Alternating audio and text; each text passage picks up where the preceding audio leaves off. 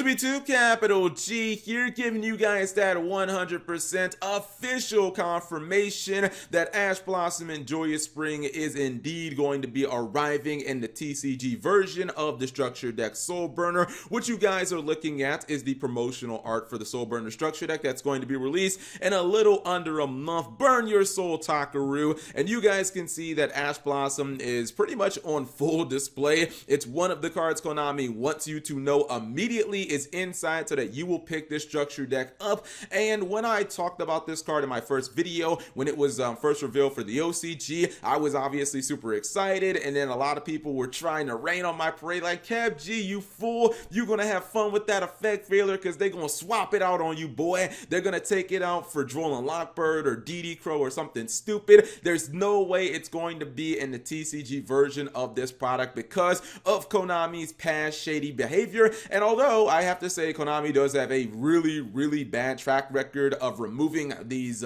very prominent cards that people want. They took Droll and Lockbird out of a structured deck. One of their most infamous I guess situations was when they took Archlord Christia out of the Agent structure deck, I believe, and that was a card that was only available in like a secret rare and it was expensive. You know, this card or Ash Blossom does have a really big significance in Salamangreats as an archetype. So number one, it didn't really make sense from, I guess, an archetype's perspective to try to swap this with something like Effect Failure or DD Crow because Ash Blossom being fire attribute is one of the biggest reasons why this card is so good in the archetype. Obviously, Ash Blossom is amazing on its own merits. It's the best hand trap in the TCG, but it's even better in Salamangreats. If you guys don't know much about the archetype, Salamangreat Sunlight Wolf, which is the Link 2 that comes out of Savage Strike, it's actually the only Link monster not shown here. That guy can actually add Ash Blossom from your graveyard to your hand, and you can do that every single turn during both players' turn. So sometimes I've used one Ash Blossom like 3 times in a duel against my opponent because you just juggle the same Ash Blossom over and over and over again, and it's obviously super good for outgrinding your opponents. And also you have to think about it, and this is why I didn't really think that Konami would actually take this out of the structure deck.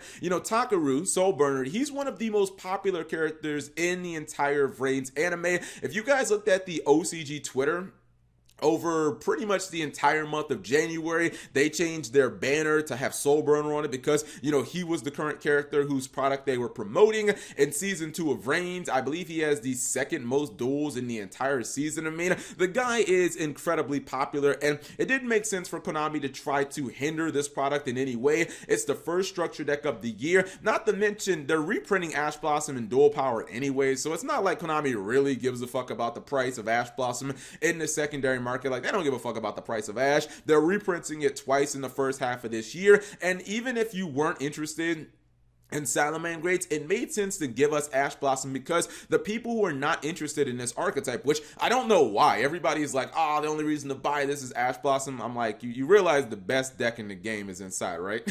the best deck in Yu-Gi-Oh, regardless of what the ban list does, is this blue deck right here, this deck that burns your soul. But I mean, people who are not interested in playing the deck will buy this structure deck for Ash Blossom. Budget players now know that they don't have to spend $30 on an Ash Blossom, that they can get an Ash Blossom for as low as $9.99 by simply buying a copy. So it never really made sense. And then obviously you have the Salamangreat players like myself. We're gonna buy the structure deck because we just want all of these cards. Getting Ash Blossom is just a bonus. So I never thought that Konami would take Ash out. I just didn't think that it made any sense from a business standpoint. This will probably end up being the highest selling structure deck of the entire year just because Konami decided to keep Ash in here. And it wasn't like Ash was going to be something that was so exclusive because, again, they're printing it in dual power in like 3 months anyway. So you're getting Ash Blossoms for everybody. But for the budget players out there, let me know how you guys feel. Of course, I'm picking 3 of these up the day it comes out because I'm ready to burn my soul. I'm ready to rock and roll with Salamangreats, a deck that I think is going to rampage the TCG regardless of whatever happens on the ban list. But you guys let me know in the comment section.